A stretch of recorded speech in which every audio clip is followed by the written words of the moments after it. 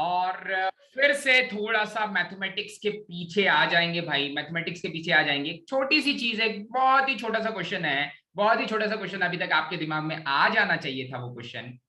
Okay, वो question है कि क्या कभी आपने सोचा है, have you ever wondered why 23.5 degrees and 66.5 degrees have been taken as the latitudes and no other angle? ठीक है, यही दोनों एंगल्स क्यों लिए गए हैं और कोई भी दूसरा एंगल क्यों नहीं लिया गया है? कभी सोचा क्या ऐसा, इसका क्या रीजन है? वो 24 डिग्रीज ले सकते थे, वो 90 डिग्रीज ले सकते थे, उन्होंने यही दोनों एंगल्स क्यों चूज किए? यही दोनों एंगल्स क्यों चूज किए गए? ओके, सो समझते हैं इस चीज को। Due to the tilt of the earth with the plane of its rotation with the sun, the tropic of Cancer and Capricorn becomes the virtual equator। ठीक है, बहुत ही इंपॉर्टेंट सेंटेंस। ठीक है, वर्चुअल इक्वेटर का मतलब जो एक्चुअली इक्वेटर है वो इक्वेटर नहीं रह रहा है। ये दोनों लाइंस, ये दोनों लैटिट्यूड्स बन जा रहे हैं, ये दोनों पैरेलल्स ऑफ लैटिट्यूड्स बन जा रहे हैं वर्चुअल इक्वेटर। अब कैसे बन जा रहे हैं समझते हैं, एक फिगर से, छोटे से फिगर से समझते हैं इस चीज को भाई। काफी इंटरेस्टिंग सी चीज है। देखो, बहुत ही ट्रिवियल सा मैथमेटिकल एप्लीकेशन है, बहुत ही थोड़े से छोटे से मैथमेटिशियंस हुए होंगे भाई। आपको ये तो पता है कि ये वाला जो टिल्ट है, ये जो अर्थ का टिल्ट होता है, ये कितने डिग्री का होता है? 23.4 डिग्रीज का। अर्थ का टिल्ट होता है 23.4 डिग्रीज का। चलो भाई ठीक है, बढ़िया, सही है। अच्छा भाई, अब मैंने डिफाइन किया यहां पर, एक ऐसा एक लैटिट्यूड। ठीक है, ऐसा एक लैटिट्यूड डिफाइन किया, और ये लैटिट्यूड क्या हो जाएगा? ये लैटिट्यूड अभी के लिए अगर मैं बोल रहा हूं कि ये वाला एंगल भी 23.5 डिग्रीज है, ये वाला एंगल भी 23.5 डिग्रीज है, तो ये कौन सा लैटिट्यूड की मैं बात कर रहा हूं? अपर हेमिस्फीयर में, नॉर्दर्न हेमिस्फीयर में ये कौन सा है? ये 23.5 डिग्री लैटिट्यूड पे ये वाली लाइन कौन सी होगी? ये जो पैरेलल्स ऑफ लैटिट्यूड है, कौन सा पैरेलल ऑफ लैटिट्यूड होगा? कैंसर होगा या कैप्रिकॉर्न होगा?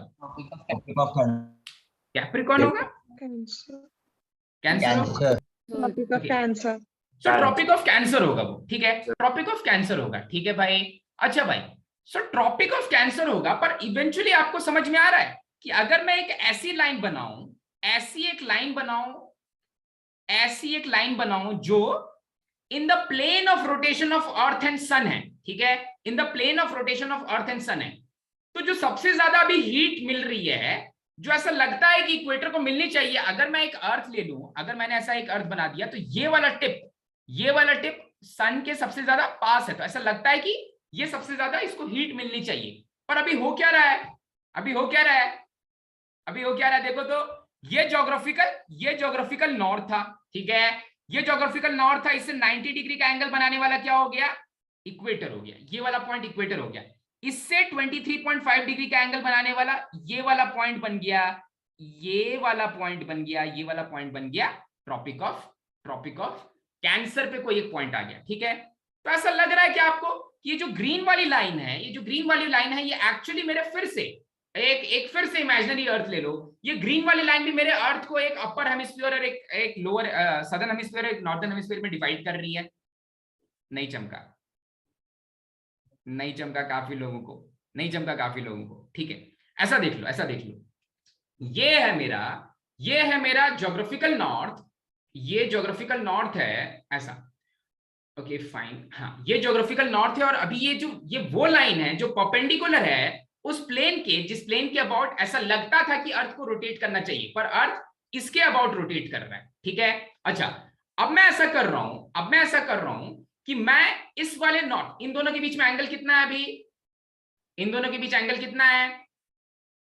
23.4 डिग्री। ठीक है, अब मैं क्या कर रहा हूं, ये वाली लाइन को जो मेरा एक्चुअल नॉर्थ थी, ये वाली लाइन को मैं थोड़ा सा ऐसे रोटेट कर दे रहा हूं। ठीक है, जो मेरी एक्चुअल नॉर्थ थी, ये वाली लाइन को मैं थोड़ा सा ऐसे रोटेट कर दे रहा हूं। कितने डिग्री रोटेट कर रहा हूं भाई? 90 डिग्रीज रोटेट कर दे रहे हैं। ओके, सो अगर मैं ये वाली लाइन को, ये वाले पॉइंट को 90 डिग्री रोटेट करके यहां पर पहुंचा दिया, ठीक है, तो मेरा ज्योग्राफिकल नॉर्थ किधर पहुंच जाएगा? इस वाले पॉइंट पर भाई, ज्योग्राफिकल नॉर्थ इस वाले पॉइंट पर पहुंच जाएगा, पहुंचेगा ना भाई, पहुंचेगा ना। ज्योग्राफिकल नॉर्थ जो था उस इस वाले पॉइंट ए को मैं रोटेट कर दिया और इस वाले पॉइंट ए को रोटेट करके इधर ले आया। तो ये जो ज्योग्राफिकल नॉर्थ है बी पर, ये ज्योग्राफिकल नॉर्थ भी यहां पर पहुंच गया भाई, ज्योग्राफिकल नॉर्थ भी यहां पर पहुंच गया। अच्छा, ज्योग्राफिकल नॉर्थ अगर वहां पर पहुंच गया, ध्यान से सुनना, ज्योग्राफिकल नॉर्थ अगर वहां पर पहुंच गया तो यहां पर क्या था, टॉप ट्रॉपिक ऑफ, यहां पर क्या था, ट्रॉपिक ऑफ कैंसर था। यहां पर वो ट्रॉपिक ऑफ कैंसर नहीं दिखने लग गया।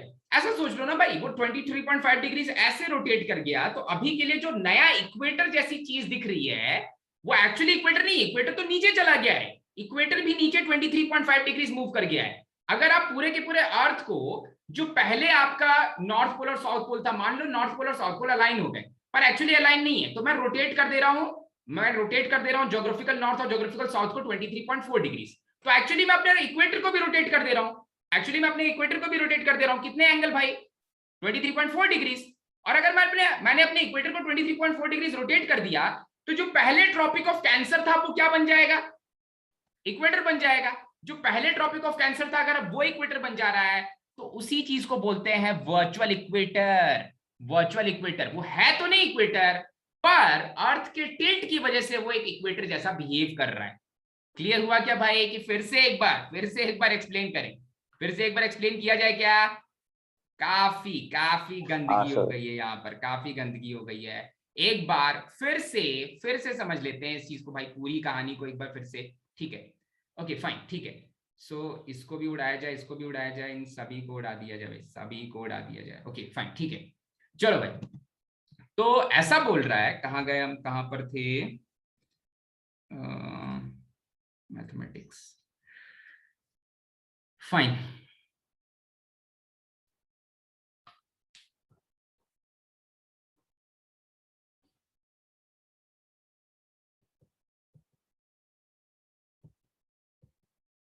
ठीक है, फिर से एक बार देखते हैं, मान लेते हैं अभी थोड़ी देर के लिए कि ये मेरा, थोड़ी देर के लिए मान लेते हैं कि ये जो है, ये मेरा ज्योग्राफिकल नॉर्थ और ज्योग्राफिकल साउथ नहीं है। मेरे ज्योग्राफिकल नॉर्थ और ज्योग्राफिकल साउथ एग्जैक्टली कोइंसाइड कर रहे हैं। किससे कोइंसाइड कर रहे हैं भाई, जो एक्सिस, जो प्लेन ऑफ रोटेशन होना चाहिए अर्थ और साउथ के बीच में, उसके परपेंडिकुलर जो लाइन होनी चाहिए उससे कोइंसाइड कर जा रहे हैं। ये वाले और ये वाले पॉइंट पे चले जा रहे हैं, ठीक है। अच्छा भाई, तो ये जब वापस चले गए उस पॉइंट पर, तो यहां पर जो ट्रॉपिक ऑफ कैंसर था ये इधर पहुंच जाएगा, ट्रॉपिक ऑफ कैंसर, ठीक है। ये ऐसे दिखने लग जाएगा आर्कटिक एंटार्क्टिक, और इधर दिखने लग जाएगा ट्रॉपिक ऑफ कैंसर, ठीक है, ये और ये, फाइन, ठीक है। अभी ऐसा नहीं है, इसको मैं ऊपर से स्केच कैसे करूं, फाइन, फिर से मैं जो चीज बोल रहा हूं, मैं ये बोल रहा हूं कि अभी के लिए मान लेते हैं कि यही मेरा ज्योग्राफिकल नॉर्थ और ज्योग्राफिकल साउथ बन गए, तो ये आर्कटिक होगा भाई, ये ट्रॉपिक ऑफ कैंसर होगा। अच्छा भाई, पर ऐसा है नहीं, पर कैसा है, अगर ऐसा नहीं है तो कैसा है, ऐसा नहीं है तो इसको मैंने रोटेट कर दिया, 23 डिग्री इधर, 23.4 डिग्री इधर। अच्छा, अगर मैं उसको 23.4 डिग्री रोटेट कर रहा हूं, तो हर एक पॉइंट जिसको मैं पहले ट्रॉपिक ऑफ कैंसर और पहले आर्कटिक सर्कल बोल रहा था, वो सारे के सारे पॉइंट्स भी तो रोटेट हो जा रहे हैं। जो पहले आपका इक्वेटर था वो भी तो रोटेट होकर के नीचे चला जा रहा है, ठीक है। तो जो पहले वाला इक्वेटर था, अगर वो रोटेट होकर नीचे चला जा रहा है, यहां पहुंच गया इक्वेटर, तो यहां पर कौन सी लाइन आ गई, यहां पर वो लाइन आ गई जो इक्वेटर से 23.4 डिग्री पीछे है। और इक्वेटर से 23.4 डिग्री पीछे कौन सी लाइन है, ट्रॉपिक ऑफ कैंसर, हाँ, ट्रॉपिक ऑफ कैंसर, ठीक है। बस सिंपल सा तो है, एक सेकंड, कहां गए, हाँ, ट्रॉपिक ऑफ कैंसर, ओके। तो अब जो इक्वेटर था वो इक्वेटर नहीं रहा, अर्थ के टिल्ट की वजह से इक्वेटर कौन बन गया भाई, ट्रॉपिक ऑफ कैंसर। ये तो इस केस के लिए। अब ये अर्थ अगर गोल गोल गोल गोल गोल गोल घूमता हुआ दूसरे तरफ चला जाता है, सन बीच में रुका हुआ, एक्चुअली सन भी मूव कर रहा है, पर अर्थ जब सन के अभी के लिए लेफ्ट साइड में है, तो ये वाली लाइन थी ट्रॉपिक ऑफ कैंसर, ये ऐसा ही टिल्ट करके घूमता हुआ इधर चला जाएगा ना भाई, इधर चला जाएगा, तो ये इक्वेटर के इक्वेटर से 23.4 डिग्रीज साउथ में जो लाइन है अब वो नया इक्वेटर बन जाएगी, ठीक है। और इक्वेटर से 23.4 डिग्री साउथ में कौन सी लाइन है? ट्रॉपिक ऑफ कैप्रिकॉर्न, ठीक है। सो ट्रॉपिक ऑफ कैंसर तब आ जाता है जब नदर्न हेमिस्फीयर के अराउंड नदर्न हेमिस्फीयर टिल्ट हो जा रहा है। यहां पर नदर्न हेमिस्फीयर के अराउंड टिल्ट नहीं है भाई, सदर्न हेमिस्फीयर ज्यादा पास आ जा रहा है, ठीक है। इस वाले केस में जब अर्थ सन के राइट में चला जाता है तो जो सदर्न हेमिस्फीयर है वो सन से ज्यादा क्लोज हो गया। पहले वाले केस में जब अर्थ सन के लेफ्ट में होता है तो नदर्न हेमिस्फीयर सन से ज्यादा पास लगता है, ठीक है। चमका भाई, बढ़ जाए आगे, समझ में आ गया पूरा मैथमेटिक्स इसका? चल ठीक है, बहुत बढ़िया। 23.5 या 23 उसको 23.5 इसलिए लिया गया क्योंकि वो जो 15 डिग्रीज है ना भाई, 15 डिग्रीज के बाद 30 मिनट्स आता है, तो एकदम ही अगर 0.4 ले लेंगे तो फिर डिग्री की कैलकुलेशन मुश्किल हो जाती है, ठीक है। सो हाँ, जो टिल्ट है दैट इज 23.4 डिग्रीज, पर वो जो कैंसर और कैप्रिकॉर्न लिया गया वो 23.5 लिया गया क्योंकि 23.4 के लिए कैलकुलेशंस मुश्किल हो जा रही थी, ठीक है। अगर आप आधा डिग्री लोगे ना तो 30 मिनट होता है, एक डिग्री पर 1 मिनट होता है, आधा डिग्री पर 30, 1 डिग्री पे 1 मिनट होगा तो आधा डिग्री पे 30 सेकेंड्स होंगे, ठीक है। तो उसके अलावा कैलकुलेशन थोड़ी मुश्किल हो जाती है, थोड़ी सी और मुश्किल हो जाएगी। फाइन, ओके फाइन, ठीक है। इसी में आगे बढ़ते हैं। हाँ बोलो बेटा।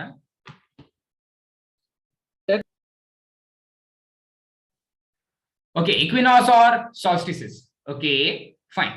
तो अब आप कभी कभी सुनते होंगे कि ऐसे प्लेसेस हैं अर्थ पे जहां पर थ्रू आउट हमेशा दिन ही रहता है, 6-6 महीने, हमेशा 6-6 महीने रात ही रहती है। ये वाली चीज सुनते होंगे। और बहुत ही बेटर यूज टर्म है क्रिकेट में, if you watch cricket, down under. When India visits Australia तो बार बार बोलते हैं कि दैट इज इंडिया का टूर डाउन अंडर, ओके।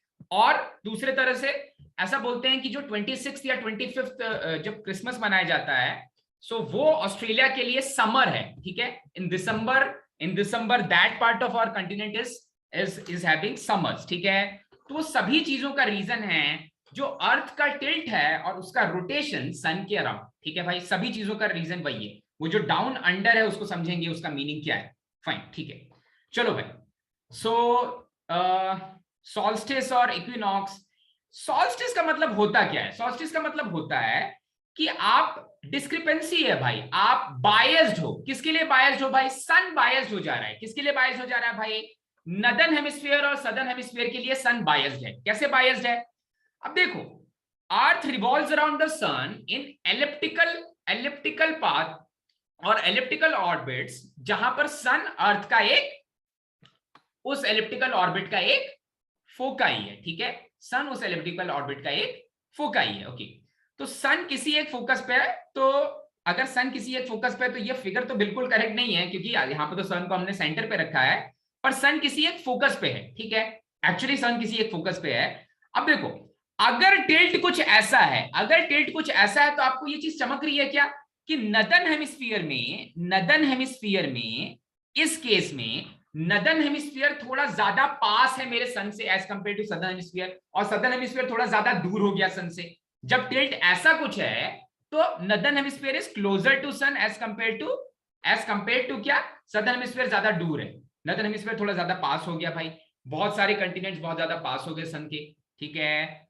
तो ये वाली चीज जहां पर सन रेस की इंटेंसिटी, ये वो पीरियड है जहां पर सन रेस की इंटेंसिटी बहुत ज्यादा होती है। किसके लिए ज्यादा होती है भाई? नदर्न हेमिस्फीयर के लिए सन रेस की इंटेंसिटी ज्यादा होती है। अब इसका मतलब ये नहीं कि नदर्न हेमिस्फीयर में हमेशा दिन ही रहेगा, क्योंकि एक दिन बाद थोड़ा सा अर्थ मूव करके इस वाले पॉइंट पे पहुंच जाएगा, उसके नेक्स्ट डे अर्थ थोड़ा सा मूव करके इस वाले पॉइंट पे पहुंच जाएगा। तो धीरे धीरे अर्थ मूव कर रहा है वहां पर, ठीक है। तो डेज और नाइट्स तो चेंज हो रहे हैं, डेज नाइट्स चेंज हो रहे हैं, पर अभी नदर्न हेमिस्फीयर जो है वो थोड़ा ज्यादा पास है, टिल्ट की वजह से वो थोड़ा ज्यादा पास है सन से, ठीक है। और क्योंकि टिल्ट की वजह से बहुत ज्यादा पास है सन से, इस वजह से वहां पर ज्यादा गर्मी होती है, sun is being biased in terms of intensity of sun rays, ठीक है। उसका जस्ट उल्टा कहां पर हो रहा है? अब यहां पर अगर टिल्ट कुछ ऐसा है, ये है ज्योग्राफिकल मेरिडियन, और टिल्ट कुछ ऐसा है, तो अब मेरा सदर्न हेमिस्फीयर थोड़ा ज्यादा पास है, सदर्न हेमिस्फीयर थोड़ा सा ज्यादा पास आ गया मेरे सन के, ठीक है। और ऐसा कौन सा कंटिनेंट है जो सदर्न हेमिस्फीयर में है? African country, African country that is south Africa, south Africa southern hemisphere में है, और ऑस्ट्रेलिया, ठीक है। तो आप देखते होंगे कि जब यहां पर दिसंबर में ठंडी पड़ती है, ठंड पड़ती है, तो इंडिया ऑस्ट्रेलिया के सीरीज होती है दिसंबर और जनवरी के अराउंड। इस बार भी सीरीज हुई थी दिसंबर और जनवरी के अराउंड, ठीक है। तो वहां पर सारी चीजें उल्टी होती हैं, उल्टी नहीं होती, उनके अकॉर्डिंग तो सही ही हो रही हैं। पर हाँ, जो कैलेंडर है वो कुछ इस तरह का डिफाइन किया गया है कि भाई हमें ऐसा लगता है हमेशा कि ठंड का मतलब तो दिसंबर ही। वहां के लोगों को ऐसा नहीं लगता होगा, वहां के लोगों को ऐसा लगता होगा कि भाई ठंड का मतलब तो जून जुलाई, ठीक है, जून जुलाई, ठीक है। जब जब सदर्न हेमिस्फीयर में थोड़ा ज्यादा ठंड रहती है या वो थोड़ा ज्यादा दूर हो जाता है मेरे सन से, और नदर्न हेमिस्फीयर थोड़ा ज्यादा पास हो जाता है सन से, तो नदर्न हेमिस्फीयर में थोड़ी ज्यादा गर्मी पड़ने लग जाती है और सदर्न हेमिस्फीयर में ठंड पड़ने लग जाती है, उसका उल्टा। तो यहीं पर आता है समर इन नदर्न हेमिस्फीयर, और यहां पर आता है summer in southern hemisphere, summer in northern hemisphere and summer in southern hemisphere. उसका अपोजिट ये वाले पार्ट में आएगा विंटर इन सदर्न हेमिस्फीयर, और ये वाले पार्ट में आएगा विंटर इन नदर्न हेमिस्फीयर, ठीक है। तो इन दोनों केसेस में सन थोड़ा सा बायस्ड है विद अर्थ, ठीक है। अब देखो टिल्ट, इन दोनों केसेस को ध्यान से देखो, अभी जो टिल्ट है उस टिल्ट का, वो टिल्ट सन और अर्थ को ज्वाइन करने वाले प्लेन में है ही नहीं, ठीक है। तो अभी क्या हो रहा है, टिल्ट कुछ ऐसी है, अब ये टुवर्ड्स द सन नहीं है, या ये अवे फ्रॉम सन भी नहीं है, क्योंकि सन तो अब इस तरफ है, तो टिल्ट सन के टुवर्ड्स या अवे नहीं है। इसलिए अभी नदर्न हेमिस्फीयर और सदर्न हेमिस्फीयर को बिल्कुल इक्वल अमाउंट ऑफ या बिल्कुल इक्वल इंटेंसिटी ऑफ सनलाइट मिलती है, बिल्कुल इक्वल इंटेंसिटी ऑफ सनलाइट मिलती है, ठीक है। और इसी वजह से इसको बोलते हैं इक्विनॉक्स। यहां पर सन बायस नहीं है भाई, ठीक है भाई, यहां पर सन बायस नहीं है। नदर्न हेमिस्फीयर और सदर्न हेमिस्फीयर में जब इक्वल इंटेंसिटी ऑफ सनरेज जाती है, इक्वल अमाउंट ऑफ सनलाइट जाता है, उसको बोलते हैं इक्विनॉक्स। अच्छा, और अगर नदर्न हेमिस्फीयर में ज्यादा सनलाइट जाने लग गया तो नदर्न हेमिस्फीयर में आ जाएगी समर्स, और उसी पीरियड में जब नदर्न हेमिस्फीयर में समर्स है तो सदर्न हेमिस्फीयर में होगा winter, and vice versa for December solstice, ठीक है। अच्छा, एक और छोटी सी इंटरेस्टिंग सी चीज है भाई, बहुत ही मजेदार सी चीज है, ये काम करेगा क्या?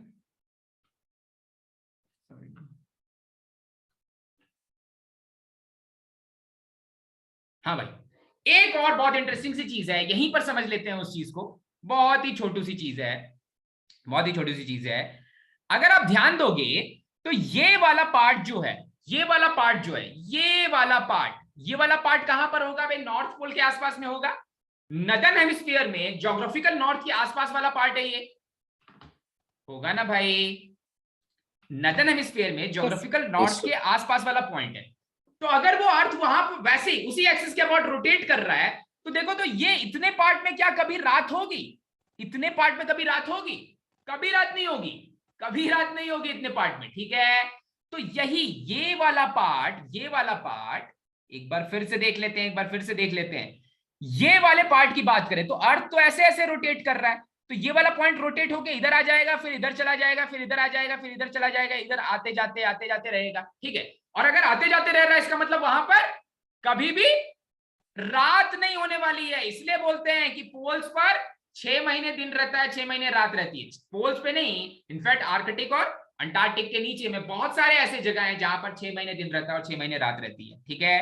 तो ये समझ में आया ना कि पोल्स पर क्यों कंटिन्यूअसली। और इसके अपोजिट में अगर अर्थ ये वाला पॉइंट रोटेट भी किया तो यहां तक पहुंच जाएगा, फिर ये वाला पॉइंट रोटेट किया तो यहां तक पहुंच जाएगा, फिर रोटेट किया तो यहां तक, रोटेट किया तो यहां तक। तो हमेशा साउथ पोल में हमेशा रात ही रहेगी भाई, साउथ पोल में हमेशा रात ही रहेगी, ठीक है। एंड उसका वाइस वर्सा, यहां पर साउथ पोल में कंटिन्यूअसली ये वाला पॉइंट रोटेट भी किया तो इधर पहुंच गया, फिर रोटेट किया तो इधर पहुंच गया, रोटेट किया तो इधर पहुंच गया, तो यहां पर हमेशा दिन रहेगा। एंड यहां पर अब जो नॉर्थ पोल है, अगर ये पॉइंट रोटेट करके इधर आ गया तो फिर अब तब भी रात है, रोटेट करके इधर आया तब भी रात है, रोटेट करके इधर गया तब भी रात है, रोटेट करके इधर गया तब भी रात है, at least for a period of 6 months, ठीक है। बिल्कुल समझ में आ गया अच्छे से कि पोल्स पर मोस्टली या ज्यादा पीरियड के लिए दिन और रात क्यों रहती है as compare to other places on earth. Clear है?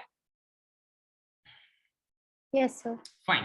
एक छोटा सा लास्ट वाला पॉइंट, यहां पर सबसे क्लोजेस्ट पॉइंट होता है ट्रॉपिक ऑफ कैंसर वाला पॉइंट्स, यहां पर सबसे क्लोजेस्ट पॉइंट्स होते हैं ट्रॉपिक ऑफ केप्रिकॉर्न वाले पॉइंट्स, और इक्विनॉक्स में जो सबसे क्लोजेस्ट होते हैं, इक्विनॉक्स में वो कौन से पॉइंट सबसे क्लोजेस्ट होंगे भाई?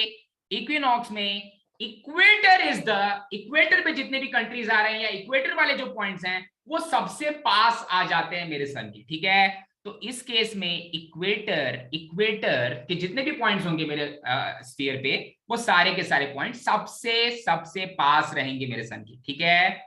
Okay, so tropic of Cancer, tropic of Capricorn and equators are the closest points to the sun. Fine, ठीक है। एक लास्ट चीज भाई, ठीक है। अब अगर सन की इंटेंसिटी सबसे ज्यादा है जून सॉल्स्टिस में, जून सॉल्स्टिस में सबसे ज्यादा सन की इंटेंसिटी है, इसका मतलब समर्स है नॉर्दर्न हेमिस्फीयर में। तो वो कौन सा दिन है? समर्स अगर होते हैं नॉर्दर्न हेमिस्फीयर में ना, तो दिन थोड़ा लंबा होने लग जाता है, दिन थोड़ा लंबा होने लग जाता है। अगर विंटर्स है सदर्न हेमिस्फीयर में, तो उसी के पैरेलल रातें थोड़ी लंबी होने लग जाएंगी, रातें थोड़ी लंबी होने लग जाएंगी। वो इतना पास पहुंच गया है कि सनराइज थोड़ा और ज्यादा इंटेंसिटी, सन इतना हाफ नहीं, इससे थोड़ा और ज्यादा कवर करने लग गया है, क्योंकि ये वाला पार्ट और ज्यादा पास पहुंच गया मेरे सन के, ठीक है, ज्यादा पास पहुंच गया मेरे सन के, इसलिए उसकी इंटेंसिटी कौन सा खोल दिया,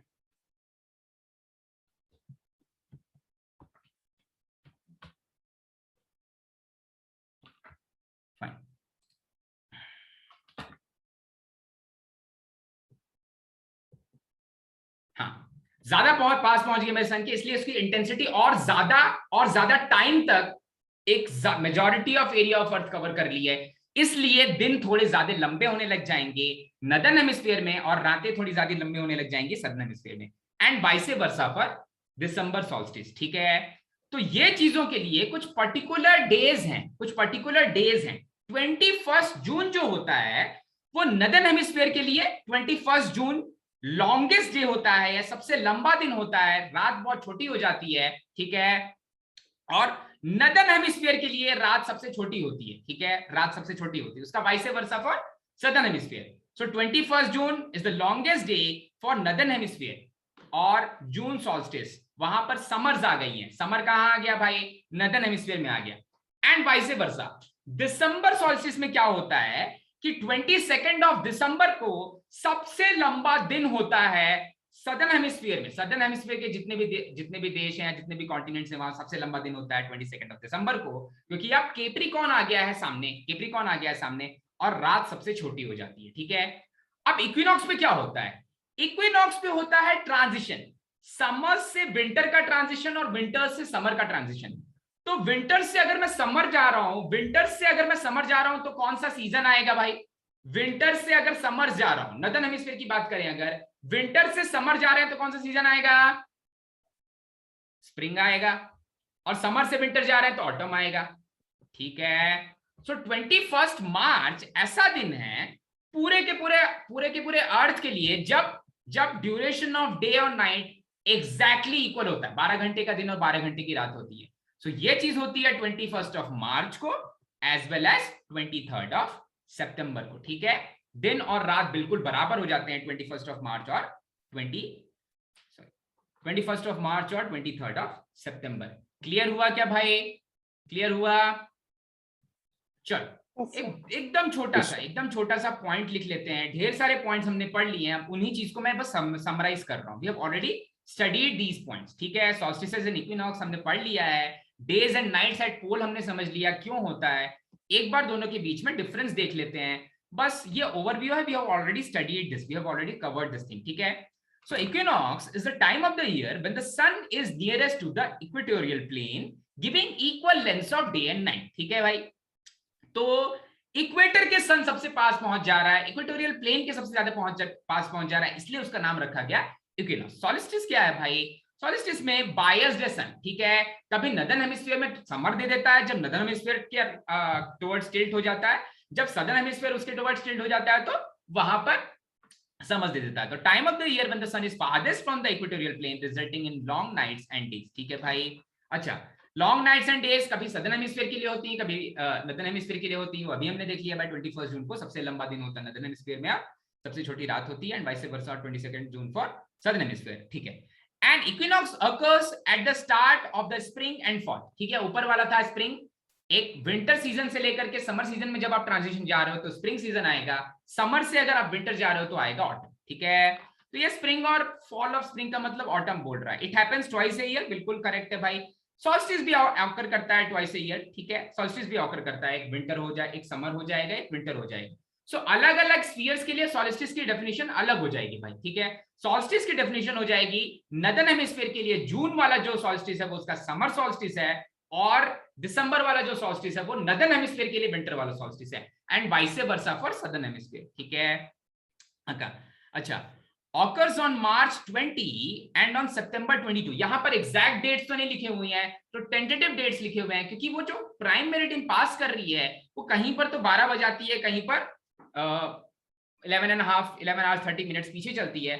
so often about C 21st 23rd नहीं दिया हुआ है, 22nd of September लिखा हुआ है। सो जो मैंने पीछे डेट्स लिखी हैं वही डेट्स पे कंटिन्यू करना, वो डेट्स एग्जैक्ट डेट्स हैं। ठीक है, जो मानते हैं हम। और एक लास्ट पॉइंट, एकदम लास्ट पॉइंट भाई, छोटा सा point, June solstice the north pole is pointed towards the sun, no matter how much the earth rotates, कितना भी अर्थ रोटेट करे, the sun never appears to set, कभी भी सनसेट नहीं होगा, producing the phenomenon of midnight sun, रात को 12 बजे भी सन दिखने लग जाएगा। ठीक है, the south pole on the other hand is in 24 hour darkness, अभी दिखाया मैंने पूरा पीछे, उसको बोलते हैं पोलर नाइट। ठीक है, सो मिडनाइट सन होता है जून सॉल्स्टिस में या summer solstice for northern hemisphere में, और उस समय 24 के 24 घंटे या ऐसे 6 महीने का पीरियड होता है जब कंटिन्यूअसली नदर्न हेमिस्फीयर में या नॉर्थ पोल पर,